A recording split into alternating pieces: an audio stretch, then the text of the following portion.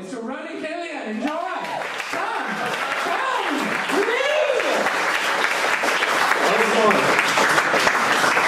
You big bunch of fake leprechauns. As you can all tell from my accent, I'm from China. Sorry, I'm after getting terribly mixed up. Let me get this straight. The Chinese are well known for their paddy fields. The Irish are well known for their fields of paddies. I've only been here for 2 months.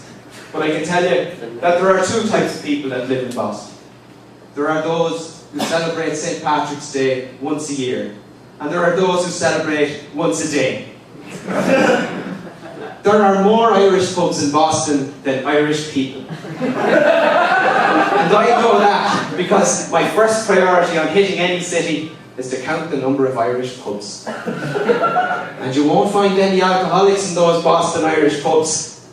You will find alcoholics in that long river that flows through Africa, the Nile. In America, owning an Irish accent is almost as good as owning a pot of gold. An American friend of mine, he told me he'd kill for an Irish accent. And I told him, that's exactly why I have an Irish accent. Oh, the Americans love the Irish accent, but they don't listen to what I'm saying. The Americans love the Irish accent, but they don't listen to what I'm saying. Someday, I'm going to meet a beautiful young American girl, and she'll be standing there in the middle of the street. She'll be selling something like hot dog and pretzel flavoured Oreo frappes. That is exactly the kind of food I've had to put up with for the last 2 months. In Asia, food is apparently an infusion of incense. In America, food is a fusion of nonsense. Where else in the world could you get lactose-free, fat-free milk? Everywhere. It's called water.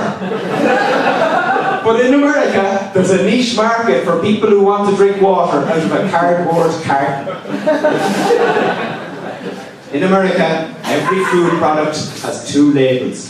One for what's in the food, and the other for what's really in the food. These apples are made with real apple. This packet of nuts may contain traces of nuts. Anyway, we get back to that lonely girl who's standing in the middle of the street. She doesn't realise it, but there's one of those American cars, a Cadillac, coming towards her. So I turn around and I shout out to her, watch out! There's a big army tank coming towards you. And she just turns around towards me and she says, your accent is so cute. Are you? I don't believe it. That's the 3rd American girl I've killed with my Irish accent.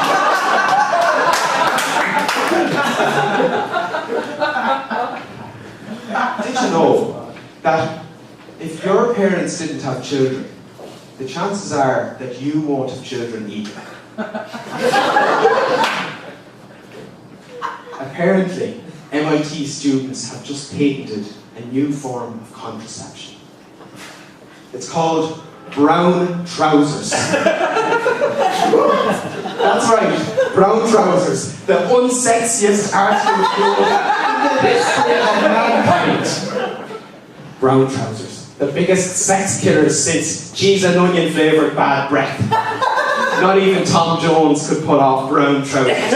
I mean, if you're going to be wearing brown trousers, you may as well be wearing a belt with a Rubik's Cube on it.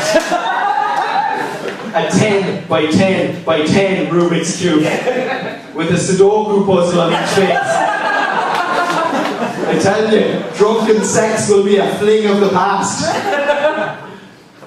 Oh yeah, brown trousers. But I was thinking yesterday, the biggest danger to humankind, it's not global warming, and it's not Osama bin Laden, and it's not the Church of Scientology.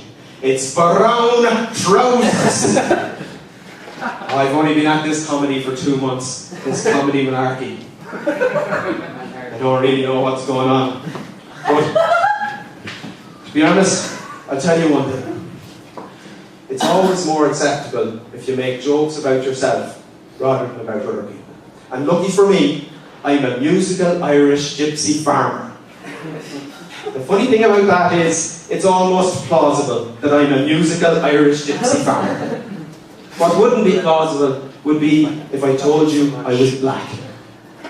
Imagine a red-headed Irish man sitting out in the sun, slapping on some factor 1 billion sun cream everywhere. And after about a millisecond, a freckle appears on his face. And then there's another one on his forehead and on his chin, and the freckles are going everywhere. And after about 30 years of relentless freckling, the freckles begin to coalesce. And they form what is known as a teckle, a tan made up of freckles.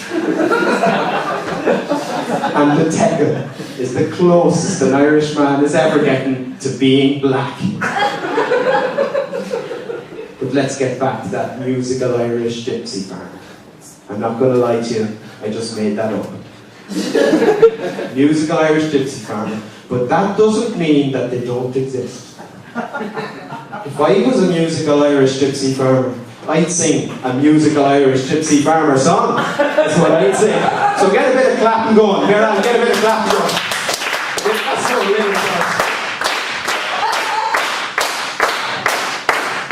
Well, I wake up in the morning and I get my cups of tea. I play some videos and I put them on some because my kids are hungry. I go outside to get some flowers and make some pots of jam. I'm singing, dancing, spiked with whiskey. Pot gold Irishman.